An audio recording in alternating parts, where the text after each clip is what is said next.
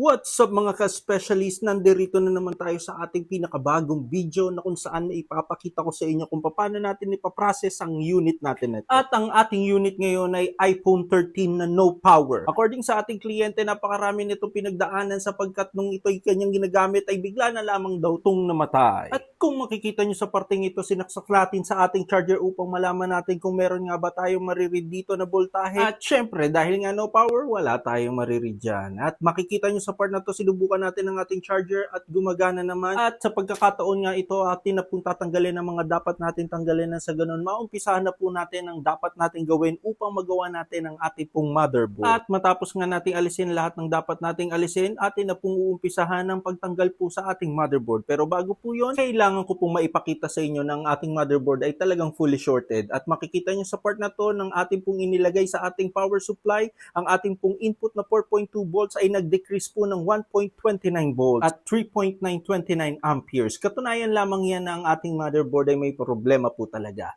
Isa lamang po ang ating pong gagawin upang malaman po natin kung ano po ang dapat natin gawin at eto na po yun sa parting ito. Kaya sinasabihan ko po ang bawat isa sa atin, wag na wag nyo pong palalagpasin ng bawat oras at bawat minuto ng ating pong video nang sa ganun makatulong po sa inyo ito ng sobra once na na-encounter nyo po ito sa inyong unit. At sa parte naman po iyan, tinatanggal ko po ang mga dapat nating tanggalin na sa ganun pagka nag-perform po tayo ng ating pong procedure sa ating pong motherboard ay hindi po masunog ang bawat parts po na yan. At atin rin po yan ibabalik pagkatapos po ng ating pong mga procedure sa ating motherboard. At sa part po na ito, kailangan po natin mag-inject ng voltage na sa ganun upang malaman po natin kung saan po nagtatago ang ating pong hinahanap na suspect. At sa part po na yan, napansin ko po ito pong box na ito na maliit ay may umiinit. Pero bago po natin umpisahan, tanggalin po natin ang mga dapat masunog sa ating pong motherboard. Nang sa ganun, maibalik po natin ang lahat ng ito matapos po ang lahat ng ating pong gagawin. At syempre sa ganitong procedure mga ka-specialist, hindi lamang oras at hindi lamang panahon natin ang kailangan nating gugulin dito, kundi ang ating pong isipan at maging ang ating diskarte. Dahil sa oras pong ito, ipapakita ko po sa inyo kung paano po natin bibigyan ng pinakamainam at nararapat na solusyon ng ating pong motherboard upang manumbalik sa normal na kondisyon ang unit ng ating kliyente. At sa parting ito, makikita nyo mabusisi ko pa rin itinatabi ang lahat ng dapat nating itabi na sa ganun pagkatapos nating iproseso ang ating motherboard, maibalik natin itong lahat sa tama nitong kalalagyan. At syempre habang umuusad ang ating video sa parting ito, ipapakita ko naman sa inyo kung paano natin isa-separate ang ating signal board at ang ating logic board. Sa parting ito guys, makikita nyo na mano-mano kung sineseparate ang ating pong motherboard sapagkat ito po ang aking nakasanayan. Sa ganito pong proseso ay hindi po ito ganun kadali sapagkat kinakailangan po ito ng malalim na kaalaman at mahabang karanasan. At sa parting ito, napaghiwalay ko na nga ang ating logic board at ang ating signal board at atin na pong sisimulan ang ating pong misyon upang matagpuan po natin ang salarin na ating pong hinahanap. At sa pagkakataong ito, patuloy ko pa rin pong sinasaliksik ang ating pong motherboard nang sa ganun matagpuan ko po ang tunay na salarin sa ganitong kabigat na krimen. At base naman po sa haba ng aking karanasan, aking pong susundin ang aking pong pagdududa. Dahil sa parte pong ito, ipapakita ko po sa inyo ang part po na yan ang aking pong tatanggalin sapagkat sa dami ko pong nagawa ng mga ganitong kaparehong krimen, ito po ang salarin. At makikita nyo sa bidyong ito, natanggal ko na po ang una nating suspect at atin pong sisiguraduhin kung siya nga po talaga ang may gawa ng krimen na ito. Sa pagkakataon pong ito, tinrace ko po ang pinanggalingan niya at ito po ay shorted pa rin. Ibig sabihin, hindi lamang po siya ang may kagagawan nito kung hindi meron pa po siyang kasama sa paggawa ng matinding krimen na ito. At dahil nga natagpuan na natin ang ating isang suspect, hindi natin niya mapapaamin kung sino nga ba talaga ang isa pa niyang kasama sa paggawa ng krimen na ito. At sa part naman na ito, gagamitan na natin siya ng ating holy water upang malaman natin kung saan nagtatago ang ating pangalawang suspect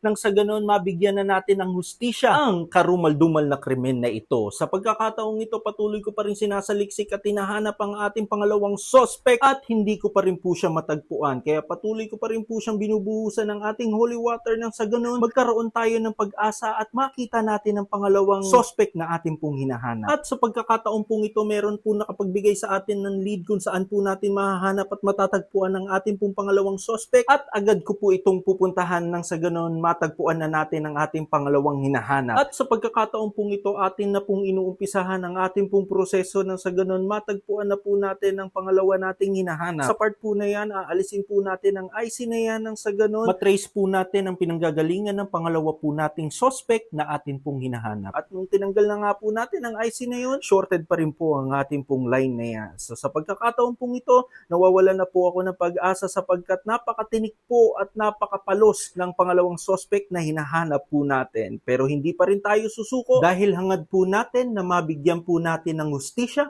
ang krimen pong ito. At sa pagkakataon pong ito, gagamitin na po natin ang ating pong huling alas nang sa ganun matagpuan na po natin ang pangalawang suspect na ating pong hinahanap. Sa part po na yan, makikita nyo po guys na mag-i-inject na po tayo ng ating pong voltage sa bawat line na shorted na ating pong nakikita. Sa part pong ito, sa ibabaw po na yan ay wala naman po tayo nakikitang kahinahinala kaya magpuproceed po tayo sa ibang parte po ng katawan ng ating pong motherboard. At sa parte nga pong ito, parang unti-unti na pong nagkakaroon ng linaw ang krimen na ating pong nire-resolba.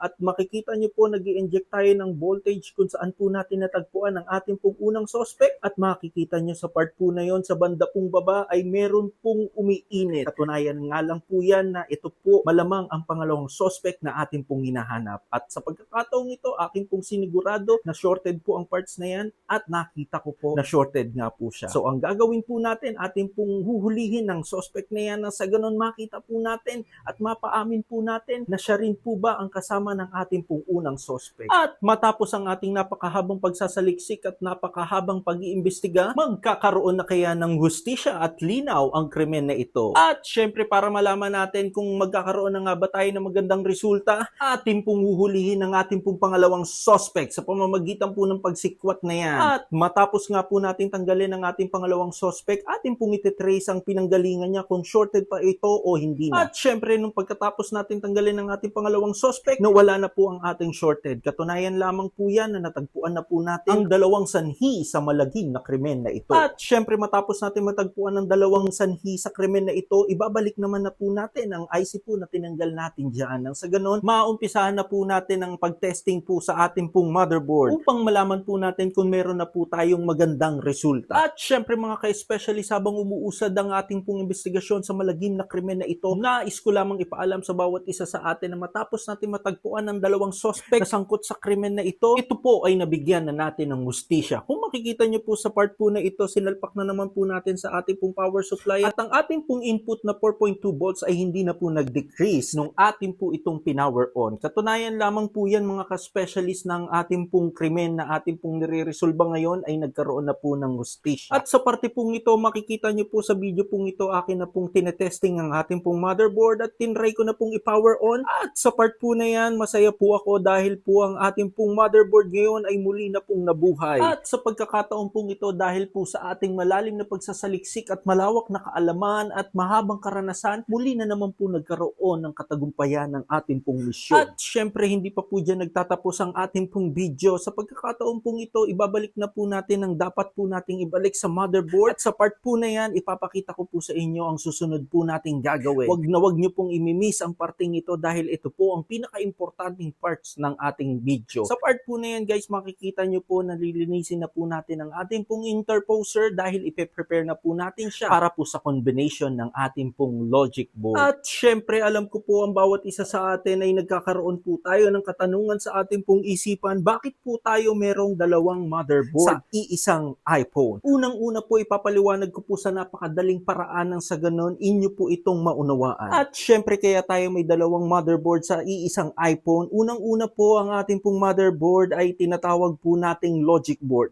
Si logic board po ay responsible po sa lahat po ng power ng ating pong cellphone at siya rin po ang responsible sa mga pangunahing function ng ating pong cellphone. Unang-una po dito ang ating pong camera, pangalawa po ang ating pong charging section at pangatlo po dito ang ating pong storage na kung saan po doon natin iniimbak lahat po ng mga magagandang pangyayari sa ating pong buhay. At syempre matapos ko maipaliwanag ang ating pong logic board, ipapaliwanag ko naman po, ito pong ating pong signal board. Ang ating pong signal board ay responsible po siya sa ating pong mga Wi-Fi connection, Bluetooth connection, or any NFC transaction or online transaction, at higit po sa lahat ang ating pong mga SIM card. At sana po sa napakaikli at napakasimpleng eksplanasyon na ito ay inyo po itong naunawaan. At syempre sa pagkakataon pong ito, patuloy ko pong nililinis ang ating pong interposer sapagkat ipe-prepare na po natin ang dalawa po nating motherboard sa ating pong combination. At syempre po, bago matapos ang ating pong napakahabang video at ating pong napakahabang usapan, nais ko lamang pong magbigay ng pasasalamat para po sa may-ari po ng ating pong ginagawang cellphone ngayon. Maraming pong salamat sa inyo, sir, dahil isa po si SCJ sa pinagkatiwalaan mo pagdating sa mga ganitong gawain. At alam ko po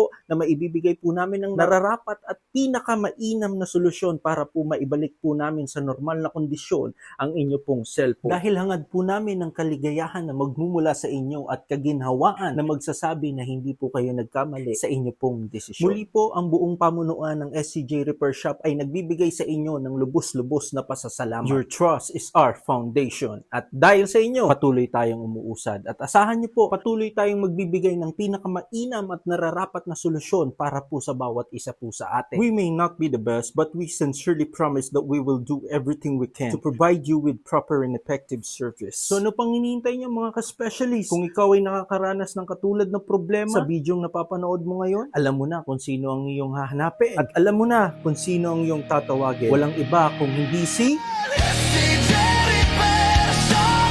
Dito ka tatakbo. Your trust is our foundation. Pangako naming todo. Full restoration back to life. Original condition. At palagi naming lampasan ang iyong expectation.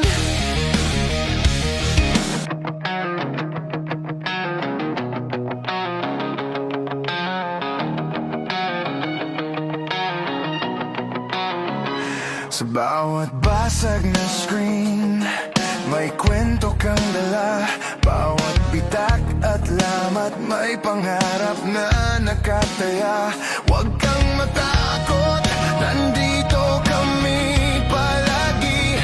SCJ Repair Shop, pag-asang laging naghihintay sa'yo lagi. iPhone man o Android, kaya naming buhayin. LCD battery cameras, handa naming ayusin. Kahit total wreck, di ka namin iiwan. Ibabalik namin ang sigla ng phone mong nasugatan. SCJ Repair Shop, dito ka tatakbo. Your trust is our foundation. Pangako naming todo. Full restoration back to life. Original condition. At palagi naming lampasan ang iyong expectation.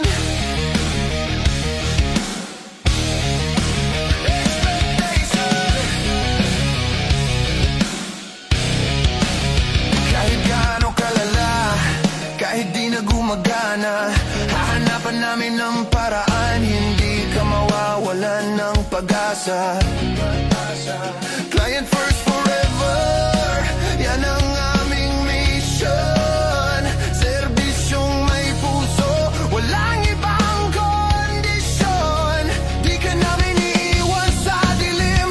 Phone mo'y ililigtas namin. Camera mong malabo, muli naming palilinawin. Sa bawat unit na hawak, pangako'y bitbit pa rin. Puso ang puhunan.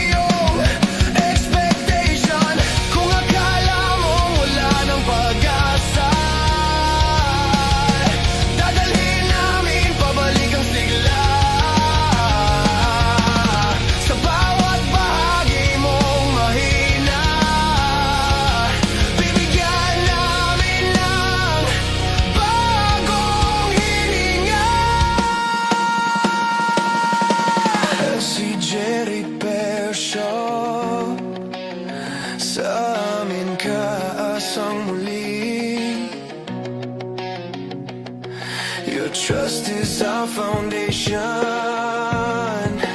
Di magbabago kahit sandali.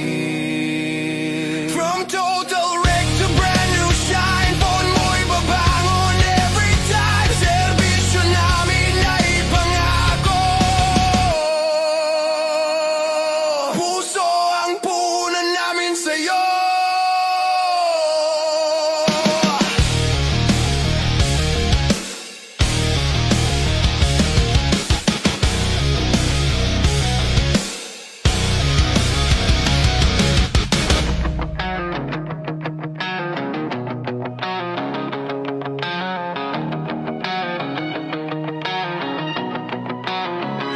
Sa bawat basag na screen, may kwento kang dala.